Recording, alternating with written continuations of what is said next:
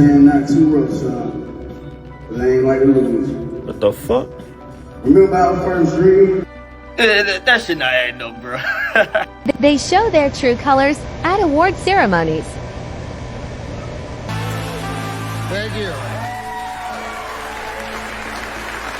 Thank you, but I am sorry I cannot, in good conscience, accept this award on behalf of Melissa McCarthy. I instead have chosen to give my time to a friend who has something very important to say.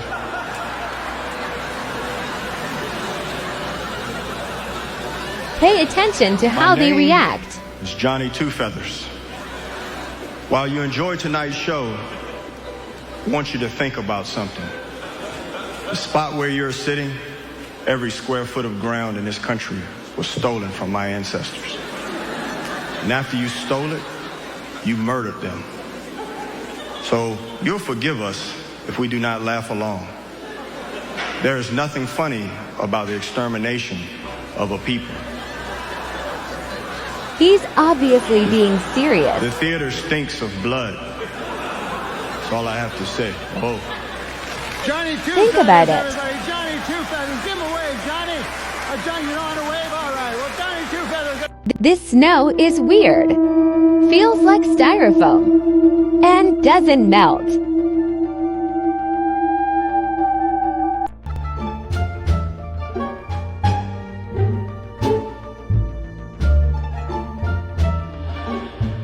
The drama continues because there's an old clip of Hailey Bieber slamming Taylor Swift. A one-on-one rap battle full of the meanest lyrics about a celebrity since Taylor Swift's last album. Like Hailey really went on TV. But then Selena came in clutch in the comments in that video. She said, "So sorry, my best friend is and continues to be one of the best in the game. Period." And then you start thinking, why does Hailey dislike Selena so much? And maybe this is why. This just don't sit right with me. Yes, he thought she would go on the other side. But why didn't he wait for her? When he always made sure Selena was close to him. Does Hailey not really like Selena because of Justin? Because, well, he did say this in an old interview. Just remember. What was the best part about your teenage years? What would you say? I would say, best part of the teenage years. That shut off perfect timing. I know, right? I was like, huge. It's an yeah, we're getting deep. What was it? Owning a Ferrari? No, not that. Going deeper than this. Sickest part when I was... Probably my relationship with my ex-girlfriend. Oh, shit. That's deep. That's deep. That was on the list of things we're not allowed to talk about. Yeah, well, I'm not going to talk about it, but I'm just going to say that and leave it there. Yeah. And then you really start to think what the difference is between Selena and Hailey. And there's this clip of Selena showing a lot of kindness. Just watch.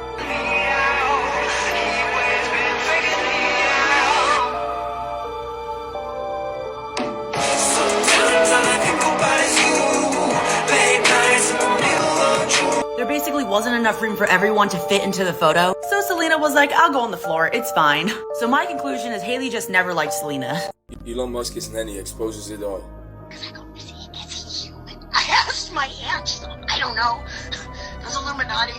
He opened up something, a portal, a Stargate, whatever. But he was excited, and he was jumping up and down. And he was able to open up a Stargate in his room. Whatever you want to call it. K.K. Rowling did not write a masterpiece. She wrote Star Wars with sucky lightsabers. It is a direct ripoff of Star Wars. I am positive of it. Have you ever looked at them side by side? Oh, what do we have here? It's a young, male, orphaned protagonist who, for his own safety, has been sent to live with his aunt and uncle until a mysterious bearded stranger, who's actually the one to deliver him to his aunt and uncle when he was a baby, comes into his life and starts to teach him about this ancient kind of magic. Granted, he's going to learn a lot more about this magic from an older, wiser wizard who's high most of the time. Regardless, his uncle is totally against this magic stuff. He won't even tell him what really happened to his parents, but against his uncle's wishes, he leaves home for the very first time, makes some new friends, meets a pretty, impetuous young girl, and though there will be an odd sexual tension between the two of them throughout, he will only ever love her like a sister while she struggles with the feelings that she has for his best friend, the scruffy comic relief. Vind de wel flat? Do I think? I know it is. Wait, what? You been in America too long? Think about how many times, bro. Been in America too long, bro. Do you walk like this? Oh no, Americans are the ones. We're doing this right now. Nah, you can't. Is that your logic, bro? That can't be your logic. That ain't even trolling, bro. How many times you walk and you don't walk like this, bro? Come on. Wait, bro, don't get that. Bro, literally straight, bro. We could go outside and what do you see?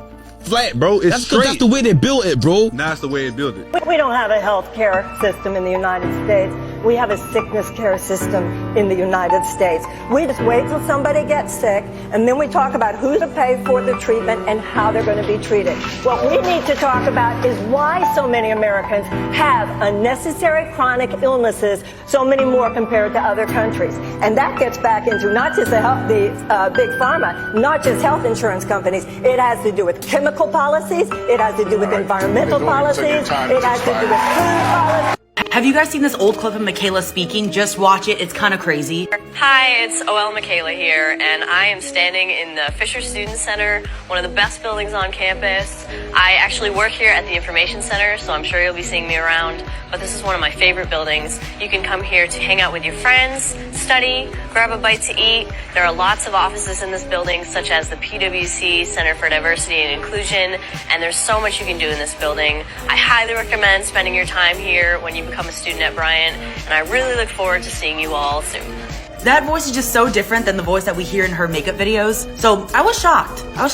We're kind of in the topic of aliens and stuff like that. Do you remember an Area 51 call that someone called to a radio show? I think I know what you're going to talk about. I think I've seen this. I remember when I first watched it, I was scared for a while.